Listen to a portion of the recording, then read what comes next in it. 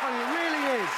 It really is the most amazing feeling when you get just the right amount of power to spin the back wheels, but not so much that you don't spin the whole car and you just hold it on the edge. No, there. I'm sorry. He came back from France where he'd spent one day saying, well, I'm brilliant now. Yeah, well, I am. Well, now, I'm sorry, Hammond, it took me 10 years to learn how to drift a car. Yeah. But because I'm not an ape, I did it in one day. You didn't? Well, I did. Well, look, anyway, it doesn't matter. To find out if he was a driving god, Clarkson and I arranged for Richard Hammond to take part in a drifting contest. Yeah, we did. We fixed up the car for him. We fixed up the competitors. We did everything.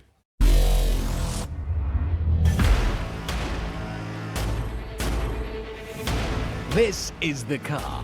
It started out as a Nissan 200SX, but it's been fitted with a 700 horsepower 6.2-litre V8 and a modified steering rack, so it can do this.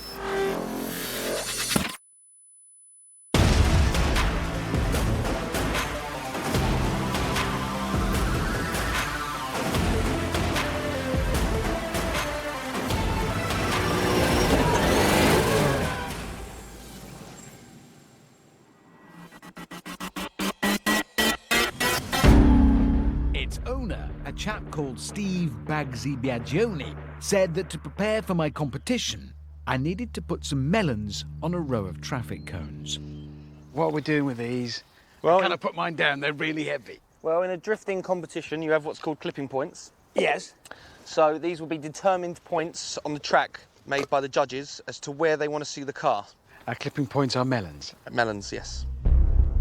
My orders were to get as close to the melons as possible without hitting them.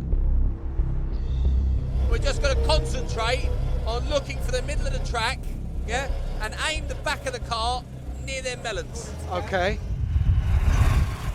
Right, when you're ready, go for it.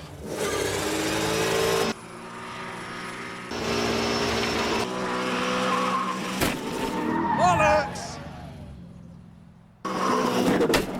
Having not really mastered this at all, Oh, shit! it was time for the event organised by Clarkson and May to begin. What they've done is told me to report here, Rockingham Raceway, where they've arranged for me to take on 2 drifters in some competitive drifting.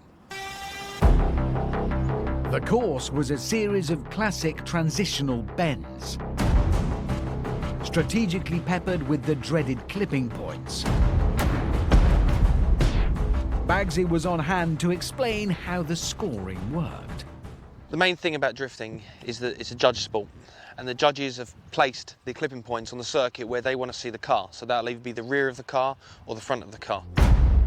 The closer you get to the clipping points, the more points you're going to get awarded. But the key is to not hit them. If you can brush them, you're going to get maximum points. Now, when I say brush, I mean don't knock them over. If you can be within half a metre, you're going to score high. I'd also score points for holding the car in as impressive a drift as possible. You've also got to keep the throttle in so that you maintain the drift with good angle, and that's going to be only up to you about how much steering input and how much accelerator you put in. The cars are designed to run at almost 90 degrees. They've got massive amounts of steering angle, so you can drive on the end of your rack. Okay. So I don't get awarded points for how quickly I do the whole thing? No, that doesn't come into it. It's all about angle, line, and how much you excite everybody. It's judged showing off, isn't it? Basically, yeah. Yeah, okay. As my car was prepped for the big event, the competitors, organised by my colleagues, finally arrived.